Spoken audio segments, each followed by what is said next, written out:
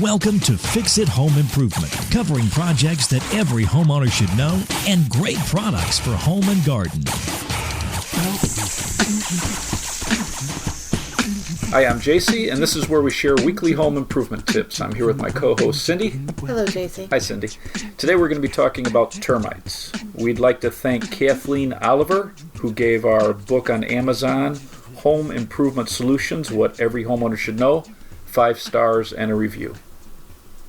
Scientists think that termites have been around for about 150 million years. That's a long time. And they are all over the world except Antarctica. The colonies range anywhere from hundreds to millions.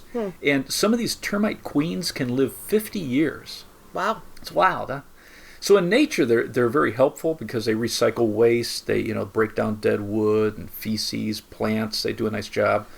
Not so good in our houses. And in some parts of the world, they actually eat termites. They lightly roast them and use them as a snack. Are we going to give a recipe? I should have. in one of the books, in one of the upcoming books, we'll have a recipe for termites. The U.S. Department of Energy is studying how the bacteria inside the termite's gut digests wood and creates hydrogen. So they're trying to use that to create hydrogen economically. Termites are considered eusocial insects, which what does that mean? It's the highest level of organized animals. They care for their young. There's a division of labor, and they have a caste system for cooperative work in the colony. So everybody has a job? Absolutely. And if that person isn't doing their job, somebody else steps in. Or that termite instead of person? Well, yes.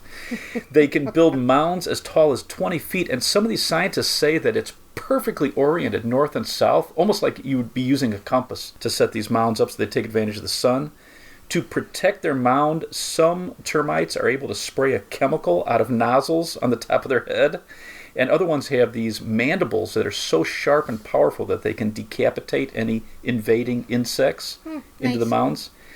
If a disease starts to go through the mound, the survivors will vaccinate young with their antenna, so they build up an immunity, and they can inoculate other termites. Wild, huh? And when a queen is no longer capable of reproduction, the workers get around her and they lick her to death. Weird, huh? Nice. One scientist was studying their behavior, and it seemed like they were kissing. And so what he found out is they can drink up to half their weight in water, and they pass it from termite to distribute this moisture around the colony. Nice. Let's start with types of termites. So there's 3 main types. You have subterranean, dry wood, and damp wood. And the biggest problem from homeowners are the subterranean. And these need to be in contact with soil. So they create their nests in soil. And they get into your home by creating these mud tunnels. So they can dry out very easily. So they have to create these tunnels to protect them. Right. Which is interesting. And it's about the size of a pencil. They're getting in cracks. The size of a pencil, like the length? Like the width of a pencil? So they're not like super long. So they can be short or long pencils, but about the diameter of a pencil. And they're coming in cracks and crevices through your foundation. You have dry wood termites, and these nest in lumber. So these don't require soil contact. You can get this in your siding, your trim, floors. A lot of people get these from bringing in like antique furniture. If they buy used furniture, you'll find drywood termites many times in the attic. Damp wood, and these are interesting because they're looking for decayed wood. They usually don't have contact with soil, but they can. These don't make tunnels. They're looking for something with high moisture content. And what's wild about these is you can see pieces of wood, and they follow along the grain and just devouring the wood along the grain. Interesting. So it's pretty wild. And these are most common in California and the Southwest in the U.S. And these termites are causing billions of dollars of damage every year. Jerks. So the colonies are slowly growing over time, and after a period of years, they can have millions of termites in their colony. So if you have a newer home and you see some evidence of termites, you can usually spot treat, and you're not going to have a problem. Well, how do you know you have termites? So primarily in the spring, you're going to see these swarmers. So you've got termites with wings. And termites are different from ants. So ants are going to have a waist So an ant is going to have 3 body parts, and it really pinches down to a very narrow section in between each body part, whereas a termite has this head, and it can be all different types and shapes of heads, and then the main body. So you basically have 2 parts on termite rather than 3, and rather than this narrow pinched waist like an ant, it's going to have a thick body. And then the swarmers, they call them, in the spring, these termites are going out to expand the colony, and that's generally when you're going to see evidence of termites. And then you're going to see termite tubes, you're going to see floor damage trim. It's wild in some homes, the baseboard, you'll start to see holes or a run of missing wood. Fences and decks, especially, you really need to be paying attention outside your home because they're coming from outside into the house. Right. So if you're decking, your fences, you start seeing this hollowed out wood, and then you see these swarmers outside, you need to pay attention and start using a border control because it's throughout the country, it's throughout the world, but in warmer climates you have very high concentrations and you really have to be diligent, and then as you get closer to cooler areas, you're going to have less. So you mentioned spot treating. What does that mean? So you can get a product like Terro puts out a product that's very highly rated. They have a carpenter ant and termite killer, and this is really just to be used for spot treatment. So in the spring, if you see these swarmers or if you see a few termites, let's say around your house, but you've seen no evidence in your house, you're going to use a product like this and you're going to kill what you see. So you're just keeping them away from the house. You're just spot treating what you see. These swarmers are trying to start a new colony, and we want to stop them before they start reproducing. You're protecting your home front. Right, right. And then we'll get into some of the preventative things all around the house. If you're buying a home and termites are found, they have to be professionally exterminated and documented before you can close. Generally, the seller is going to pay for any damage and repair. Is this part of a regular home inspection? So most states are going to require it, so a professional termite inspection. And if your state doesn't or your area doesn't, I would say it's an important part to add to a contract because there can be thousands of dollars in structural damage, and then it can cost several $1,000s to exterminate. If you're having an exterminator come out and deal with the termites, what do they generally do? So the most complete way, let's say for a closing and you're purchasing a new house, they're generally going to use fumigation or tenting. So they actually they cover your home and then they fumigate it. Everybody has to leave it, all your pets, you've got to remove food, and it usually takes a few days for this. Wow. And this is generally required for, a heavy infestation. But most pros still say that this is the only effective way to treat an infestation of termites. That's gross. Yeah, it's wild. Then they have thermal eradication, it's called. Wow. So your house is wrapped also in this huge tarp. They heat up air to 120 degrees and they pump it through your house to kill termites. And then they use liquid nitrogen to spot treat any holes, cracks, and crevices all around the foundation or anywhere they see termite holes or tunnels. They treat with liquid. So you're heating them and freezing them. So that's pretty wild. Then they have microwave treatment.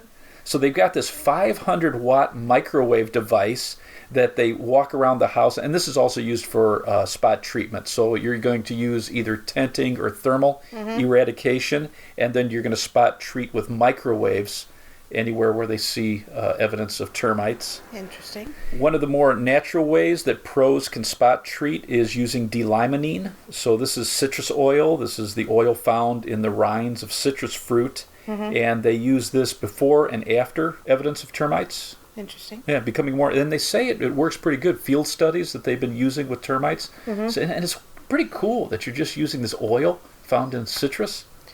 So, like, if your neighbor's house all of a sudden has a tent over it, do you need to be worried? Yeah, terrified.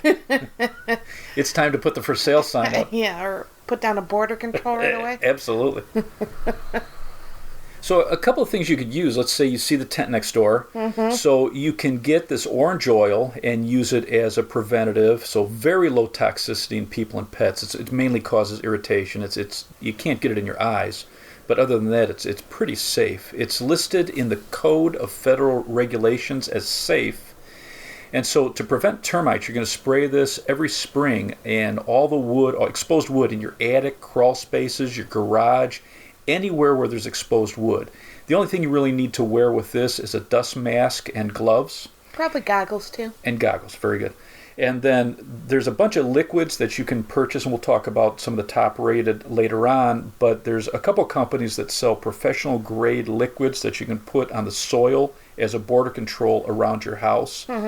Bait stations are becoming more and more popular that have pieces of wood in there that are treated. So the termites come, they grab this wood, and sometimes they have paper or cardboard in there also. And not only are you poisoning the termites and they're bringing this back to the colony, but then you can monitor what's going on. The borates, so boric acid, they have a bunch of different formulas now. They actually have some liquid varieties that are very low in toxicity, and you can spray around your house and on exposed wood. You can use diatomaceous earth, which we talk about a lot. This is the fossilized remains of microscopic marine plankton, and it works. And it works just like shards of glass, cutting up and drying out insects. As long as it's dry, it lasts forever. Completely non-toxic. You just want to wear a dust mask when you put this down, but you can use this inside and outside as a border control. So maybe like in your attic would be a good place for this? Yeah, anywhere you can blow under cracks and crevices. The pyrethrins are good for termites. So this is the oil from the seeds of the chrysanthemum flower. Very low in toxicity to humans and pets. The only thing you got to be careful is around cats. Right, because it's toxic to cats. Right. And then you can pick up these nematodes. These are microscopic worm-like animals that infect and kill termites. Gross. So they grow out of control inside their body and kill them. And these are best for the subterranean termites. You can spray this into wet soil. They migrate down to the termites and pick one that's specific for your type of termite. Right, because we talked about these with grubs too. Yeah, very interesting that there's all these different types, and they only kill specific things, so completely non-toxic to all the beneficial insects in the soil. So just very amazing. If you're putting down nematodes, you need to make sure that you're working in dusk. You want to put it down onto wet soil, so you want to spray your lawn first, because they need to migrate through that liquid to get down into the soil. If you do it when it's bright sunlight, it kills them. Isn't this the stuff that you have to, if you're buying it online, they ship it to you and you have to put it in the refrigerator? Put it in your fridge till you're ready to put it in. Yuck. But very effective and completely non-toxic. So we've talked a lot about expanding our landscape beds and using all natural wood mulch. But if you're in a warm climate with high concentrations of termites, new research says that you want to keep the wood mulch about 3 feet from the foundation and create a border. And one thing they found effective that's easy to execute for homeowners is digging a 3-foot deep trench all the way around the foundation, and you're going to fill this with 9 parts sand and 1 part diatomaceous earth. So 3 feet wide, 3 feet deep, and they found this to be very effective in preventing termites from getting into your house. Yeah, wild. Moisture is really a big deal too. So small leaks from plumbing, from your spigots outside, from gutters leaking down the house. You want to keep the drain about 5 to 10 feet away from your home, from your downspouts. And then any rotted wood or trim landscaping wood around your foundation, you want to remove anything that's not solid. And then firewood, you want to make sure that it's not against the foundation. You want it away from the house, and you want to use a border control around your firewood. Ideally, you want to keep the firewood off the ground also. And then in your landscape areas, make sure that you're pruning any dead branches on trees and bushes. So I gave Stuart Clark a call, and he gave us some tips for... He's from Taro, you should say that. He is the insect expert from Taro. He's actually doing a lot of research on moles. He said that he's going to talk to us early next year. I guess they're doing some fascinating research with how to control moles. So back to termites. Any new homeowner, he suggests that you should have a professional come out and do a termite inspection just to make sure you don't have a problem, especially in warm climates or high concentration areas where you have where there is a problem with termites. Get 3 estimates. Try to get recommendations and referrals from people in the neighborhood and ask if they have some type of guarantee. So if you saw somebody with a tent over their house, find out who they used. That's very good. And then most of these companies are going to put down bait stations for control and monitoring. If you live in a warm climate where there's high concentrations of termites, he said that it may be worth it to have quarterly monitoring from a professional. But in most other parts of the country, then you can, once a professional checks your home, then you can do your own preventive maintenance. So a tip he had was one of these bait stations that they're coming back and they're monitoring for you, is he slips a $5 bill in there to make sure that they're really checking it. And another thing he mentioned was in the last 15 years, there's a lot of new chemicals for border control, and the bait stations, they're much more effective. One of the quality barriers that you can purchase is something called Termidor. It's Termidor, and this replaces a lot of the harsher chemicals. In most states, you're going to need to get a professional with a license to apply this. And Centricon, Sentricon, is another chemical that's highly rated for swarmers, or if you see any evidence of just individual termites. He said that the taro, ant, and termite spray is excellent for like the swarming termites. You're really not using this for a border control, you're just using it for adult termites that you see. What is the cost in having a professional exterminator come out? Probably $75 to $300, and depending on part of the country you're in. If you're getting chemical treatment, so if they're injecting these chemicals into the soil around your foundation, it's going to run you about $1,500 on average. And then for fumigation, so if they're getting a tent, you're looking $1,500 to $2,500 is the most common that I saw. Wow. What about doing it yourself? So one of the top sites I saw, it's called domyownpestcontrol.com.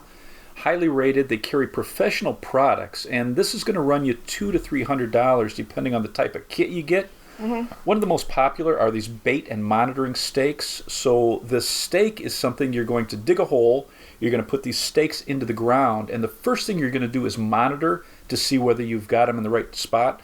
So you're going to put these 2 or 3 feet away from the foundation, about 10 feet apart, all the way around your house.